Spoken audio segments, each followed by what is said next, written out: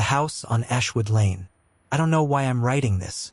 Maybe it's because I need to convince myself it wasn't all in my head. Or maybe because part of me still believes that if I get the story out, I'll understand what happened that night in the house on Ashwood Lane. There were 5 of us, me, Jason, Mia, Lucas, and Danny. We'd been friends since high school, drifting in and out of each other's lives, but always circling back when we wanted to feel like the reckless kids we once were. Jason was the one who brought it up. He'd heard rumors about the old Grayson house at the edge of town. People said it was cursed, haunted, or both. The story went that the family who lived there just vanished one night. Plates still on the table, doors locked from the inside. No bodies were ever found. Naturally, Jason suggested we spend the night there. The house sat on a stretch of broken road surrounded by woods. The windows were black, the roof caved in places, and the paint had peeled away so long ago it looked like gray skin. I swear the house was already watching us when we pulled up in Lucas's beat-up car. Mia laughed nervously, clutching her phone like it would protect her. Danny, the skeptic of the group, muttered that we were idiots. But she didn't stay in the car.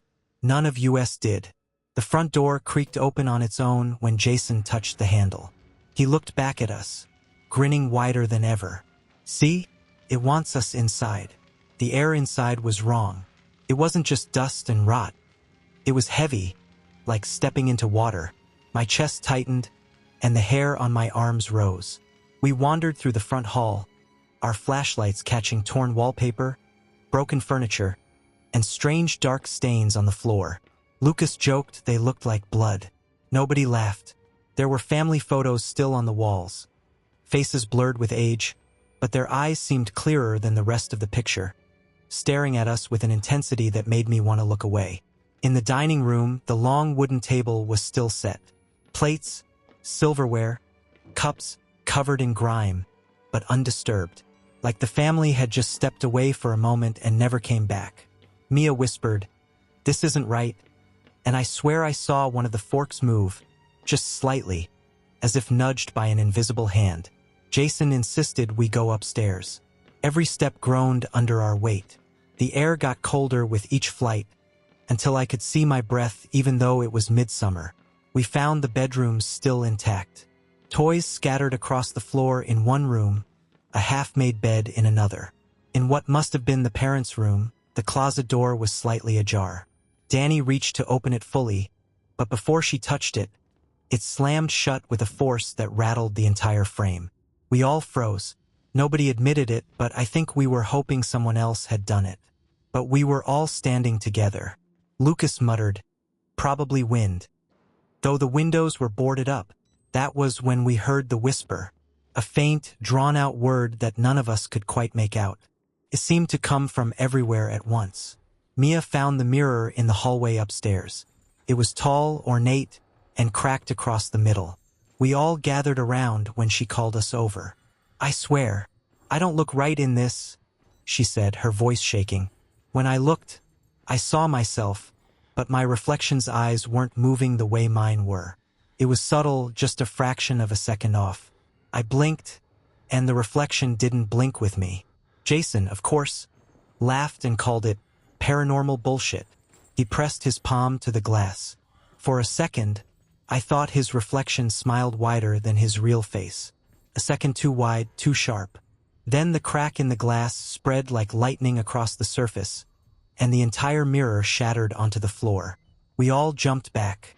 Nobody touched it. But in the silence afterward, I swear we heard footsteps in the room above us. Slow, heavy, deliberate. We followed the sound into the attic stairwell. But when Jason swung the door open, the sound stopped. Instead of the attic, we found another small bedroom we hadn't noticed before. The wallpaper was faded with little stars and moons, and there were toys scattered across the floor. Wooden blocks, a doll with one glassy eye missing, a rocking horse covered in dust. Danny bent down to pick up a block, but before her fingers touched it, the rocking horse started moving on its own, back and forth, slow at first, then harder, creaking loud in the silence. Mia whispered, "Stop it." But none of us had touched it. Then the blocks shifted.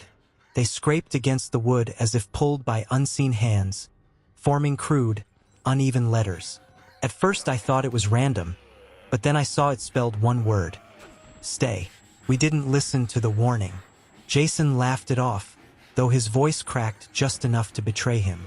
He said we should keep exploring. At the end of the upstairs hallway, there was a door unlike the others. Heavy, reinforced with iron hinges. The knob was rusted, and no matter how much Jason shoved, it wouldn't budge. Lucas kicked it, swore, and said it probably led to a closet. But I had this gnawing feeling in my stomach that the house didn't want us in there. Then, as we argued, the lock slowly clicked. Once, twice, metal grinding against metal. And then the door creaked open on its own.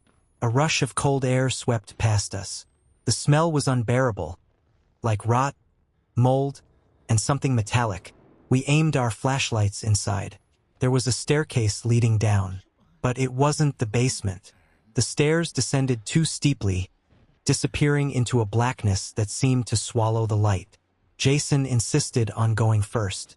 I almost admired him for that, but deep down I knew he wasn't brave, just reckless. The staircase groaned as we descended. The air grew colder, the smell stronger.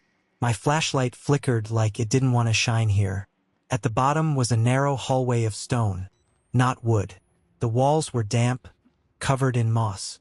It didn't make sense. The Grayson house was old, but not this old. This felt ancient. We walked single file, the passage narrowing until I had to brush against the walls. Then we reached another door, wooden with deep claw marks etched into the surface. Animal, Lucas muttered, but the scratches were too high, too wide. Jason pushed the door open. What we saw inside made my stomach twist. It was a chamber, round, with low ceilings.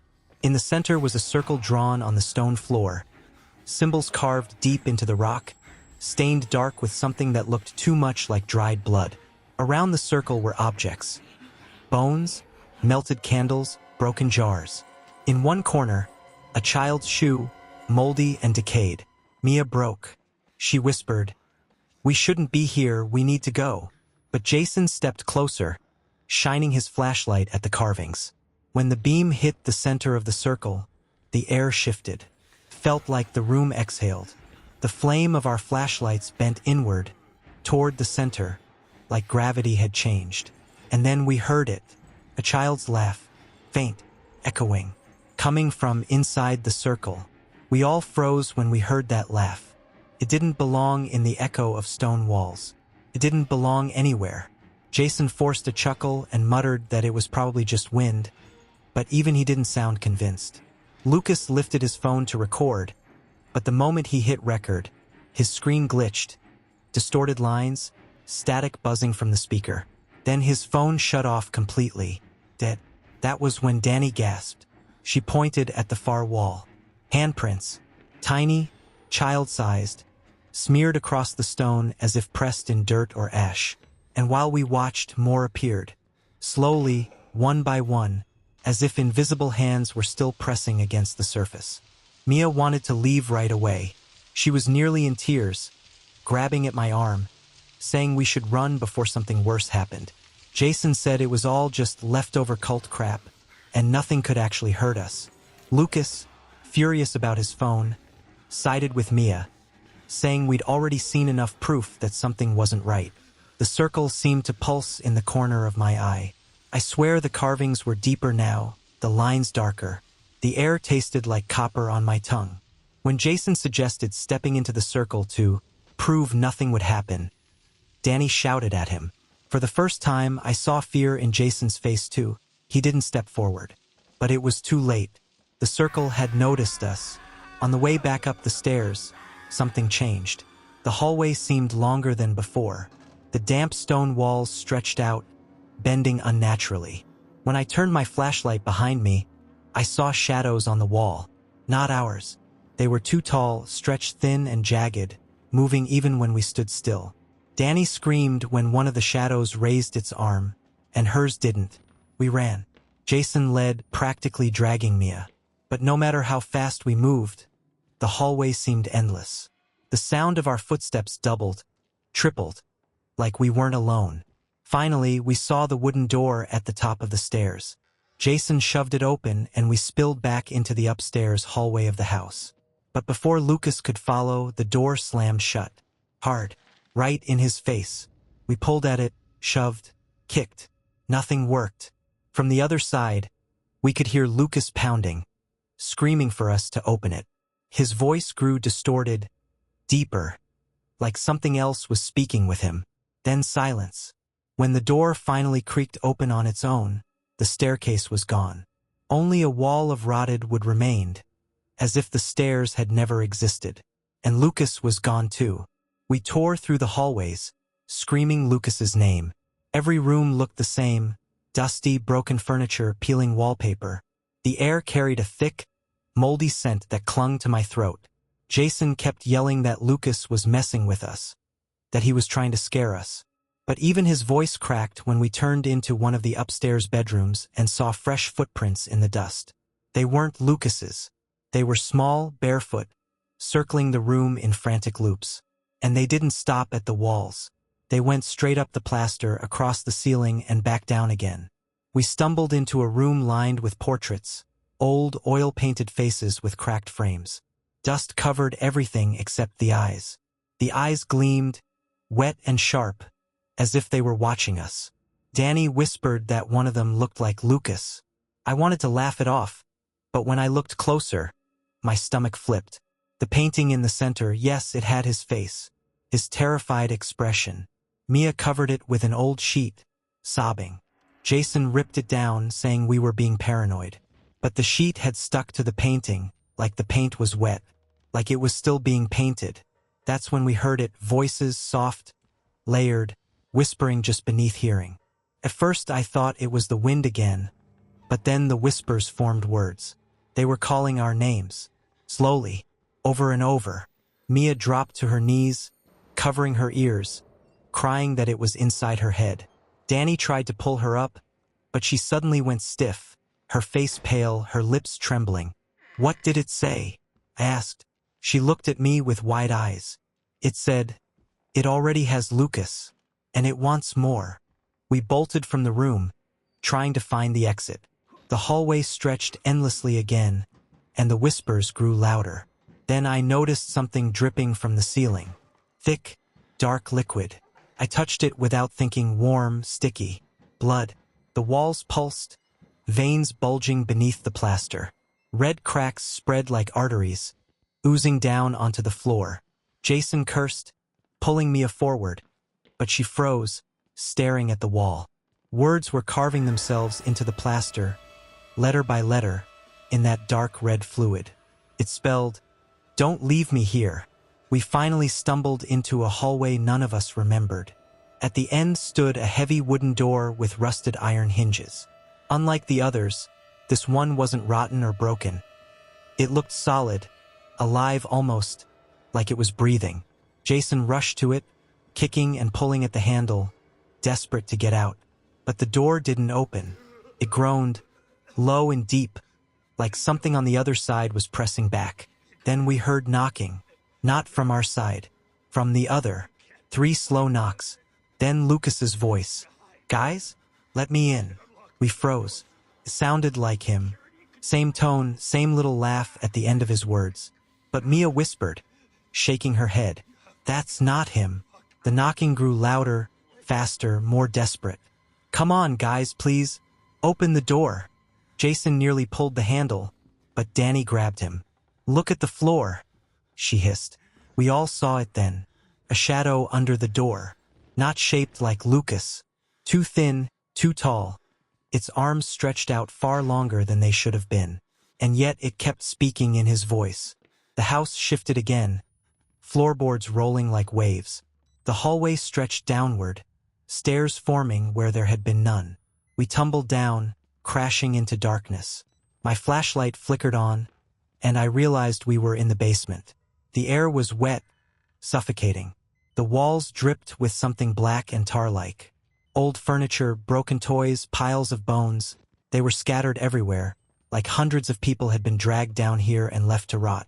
At the far end of the basement, a shape moved. Slowly, deliberately. It was a mirror. At least it looked like one. a massive, cracked mirror leaning against the wall. But our reflections weren't right. We stood in front of it, me, Jason, Danny, Mia. But in the glass, Lucas was there too. Standing behind us, smiling, his eyes black voids. Then the reflections started moving on their own. Our mirrored selves pressed their palms against the glass, whispering in sync. Mia screamed when her reflection leaned close and mouthed the words, "Trade places." The mirror trembled, and with it, the entire basement seemed to shift. My reflection smiled wider than my own face could stretch. Its skin tore at the edges, like the glass couldn't contain what was inside. Jason shouted, throwing a rock at it, but instead of shattering, the mirror absorbed the stone. The ripples spread across the surface, and for a split second, we saw another room. A bedroom that looked eerily like Jason's, but darker, wrong, every detail twisted. Then the ripples stilled, and Lucas's face pressed against the glass from the inside. We heard whispering, low and collective, rising from the black sludge coating the basement walls. The voices didn't speak in English or any language I knew, but my mind twisted the sounds into words anyway. Stay, stay, stay. The sludge moved. It slithered along the floor, snaking toward us like it was alive. Mia bolted, screaming. But when she reached the stairs, they weren't stairs anymore, just a solid wall. The house had erased the way out. In the chaos, Danny grabbed my arm. Her face was pale, eyes wide with something more than fear. "I know this place," she whispered. "I've seen it before." We stared at her. "What do you mean?" I demanded. Tears streamed down her cheeks.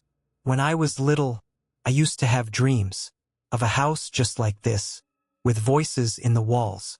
My mom told me never to come here. She said if I did, I'd never leave." The mirror cracked behind her, splitting from top to bottom. Lucas's reflection crawled halfway through. The basement howled like a living throat. The air sucked inward, pulling us toward the mirror. Mia's reflection slammed its hands against the glass, mouthing silently, "Switch, switch, switch." Jason fought against the pull, but Danny wasn't resisting. She was stepping forward, toward the glass. "I can stop it," she said. "It's me it wants. It always wanted me." Before we could grab her, she pressed her palm against her reflections. The glass didn't break. It opened, and Danny was gone. The basement went still. The whispers stopped. The sludge froze mid-slither, like it had never been alive at all. The mirror smoothed back to normal glass, showing only our reflections again, minus Danny. She was gone, like she had never existed outside of that reflection. Mia fell to the floor, sobbing. Jason pounded his fists against the mirror until his hands bled, but nothing changed. The glass didn't even ripple. Without warning, the stairs returned. The door at the top creaked open, letting in the faintest trace of moonlight. We didn't question it. We didn't speak. We just ran, every step echoing like the house was laughing at us. When we finally burst outside, the night air felt wrong, thick and heavy, pressing against our lungs. The trees leaned closer, like they were listening. Back at the car, we counted heads. 3. Jason. Mia. Me. Lucas was gone. No one had seen him vanish. He had been right behind us, but the instant we turned, he wasn't. No scream, no sound. Just gone. Mia started shaking. "It's not letting us all leave," she whispered. "It'll take us one by one." Jason drove like hell down the winding road, gravel spitting beneath the tires. I sat in the passenger seat, staring into the rearview mirror. In it, I saw Danny. She was sitting in the back seat, smiling calmly, her eyes too dark to be real. Her lips moved soundlessly. I twisted around. No one was there. Only Mia crying quietly into her hands. When I looked back at the mirror, Danny was still there. And behind her, Lucas. We made it back to town just before dawn. Jason pulled into a gas station, slammed the car in park, and stumbled out to vomit. Mia refused to get out. She just rocked back and forth, muttering Danny's name. I went inside the station to buy water, but when I looked up at the security monitor above the counter, my blood ran cold. The feed showed the 3 of us walking in. Jason, Mia, and me. But there was a fourth. Danny right behind us. That night, I sat in my room, unable to sleep. My mirror faced my bed, a mistake I'd never noticed until then. At first, it showed only me, pale and sleepless. But then the background shifted. The wallpaper behind me wasn't mine anymore. It was the peeling, rotten wall of the house. And in the reflection, I wasn't alone. Jason and Mia stood behind me, their faces blank, their eyes black. They leaned forward as one and whispered, "Your turn." The glass cracked, and the lights went out.